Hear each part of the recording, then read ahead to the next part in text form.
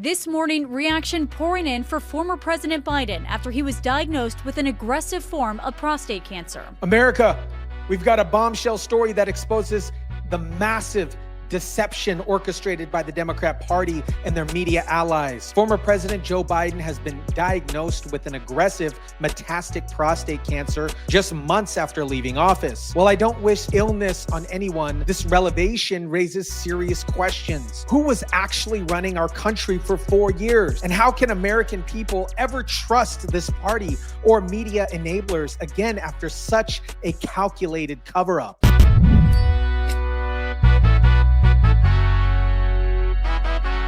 Says he was diagnosed with prostate cancer characterized by a Gleason score of 9, grade group 5, with metastasis to the bone.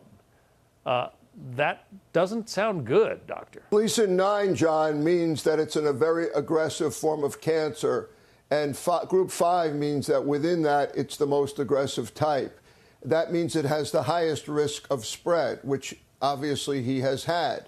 What is up, guys? Tyson Dela Cruz here. Thank you so much for rocking with me. Cancer is a terrible disease that I wouldn't wish against anyone. I recently had a family member who had passed away from it, and it is brutal. And my thoughts are with former President Joe Biden and his family. But this isn't about Joe Biden's health.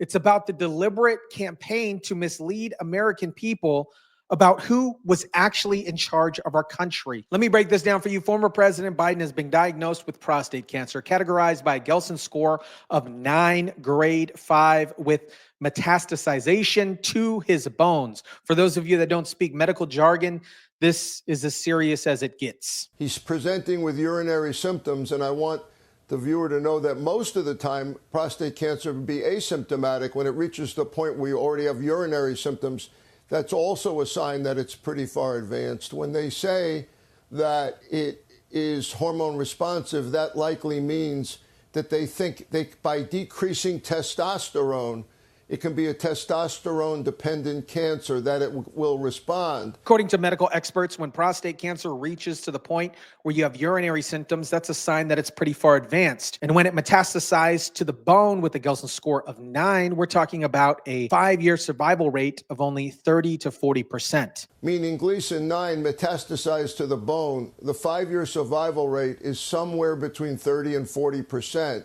Again, depending on how well he responds to therapy. Now, Biden had posted on social media thanking people for their support, writing, "Cancer touches us all. Like so many of you, Jill and I have learned we are the strongest in the broken places.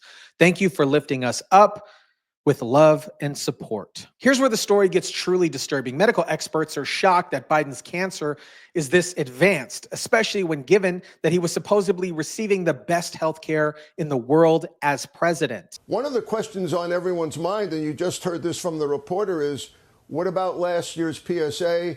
You know, this was found by physical examination, by a prostate exam.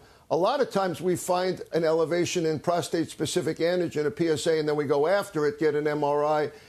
I mean, he must have had the best possible care here. A urologist suggests that Biden might have been aware of his prostate cancer for at least a decade, implying he could have known about this condition when he ran for president in 2020. Dr. Ezekiel Emanuel echoed these concerns, stating that the cancer's progression indicates it was long-standing and aggressive. This raises some serious questions. Did Biden know about this condition when he ran for president? Did his medical team deliberately conceal this information from the American people? And if so, who made that decision? And yet, you know, just a few months after he leaves office, this prostate cancer is advanced enough that it has metastasized to the bone. That's just not good. No, and we don't have enough information for me to be sure of the following statement, but I want everyone to know that the PSA, though, I think it's a really great test, and I do it on every male over the age of 45. Sometimes it can be low, and you still could have this. It's not 100%.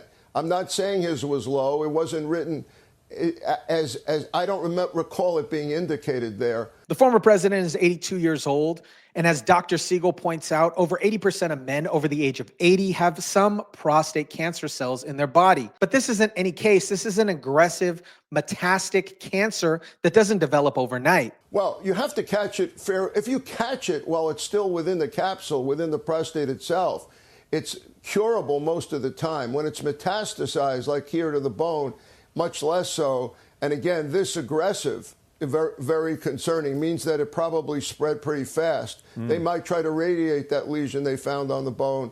They're definitely going to give hormone therapy here. They'll know more in a few months about how responsive it is. Now let's connect this what we already know about Biden's cognitive state. Just days before this cancer announcement, Axios released audio recordings from Biden's October 2023 interview with special counsel Robert Hur. The tapes reveal moments where Biden struggled to recall significant personal events, including the year of his son Beau's death. Remember, in this time frame, my son is either been deployed or is dying.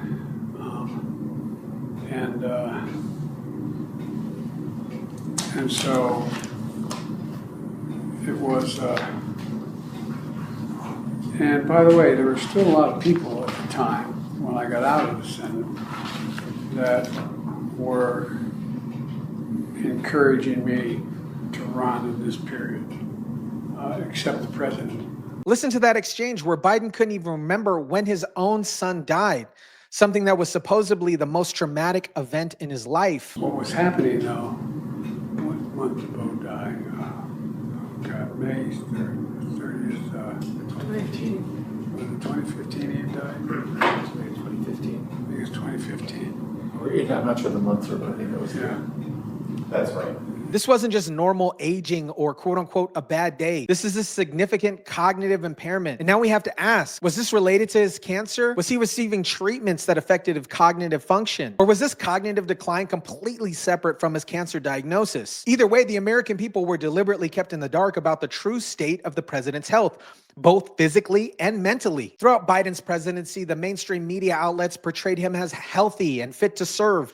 They mocked and ridiculed anyone who questioned his physical or mental fitness. They called it Russia disinformation or right-wing conspiracy theories. But now we know the truth. A former senior White House aide, Michael LaRosa, has admitted that the administration was gaslighting the public and downplaying concerns about Biden's health, avoiding unscripted interactions, and limiting press access to prevent potential gaffes. The book Original Sin by Jake Tapper-Tapp and Alex Thompson alleged that Biden aides and allies effectively concealed the extent of his health issues, leading to a sense of betrayal within the Democrat Party and the nation. This wasn't just a few white lies. This was a coordinated campaign of deception involving the White House, the Democrat Party, and their media allies. They all worked together to hide the truth from the American people about a man who was supposedly leading our country. So what does this mean for America? It means that we were lied to on a massive scale.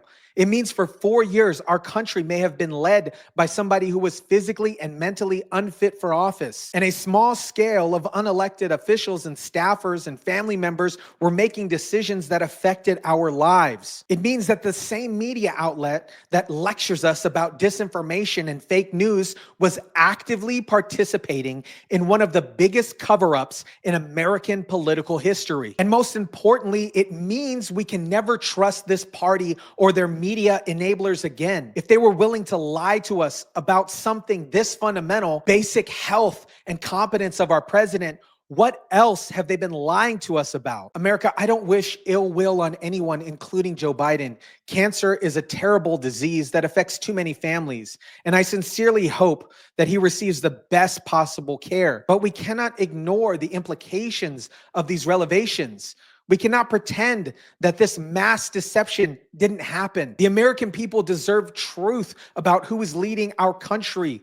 We deserve transparency about health and competency of our elected officials. And we deserve a media that reports on facts, not propaganda. America, I'll keep you updated on this story as it develops. And remember, always question the narrative, because as we've seen, those in power will lie to our face if it serves their agenda.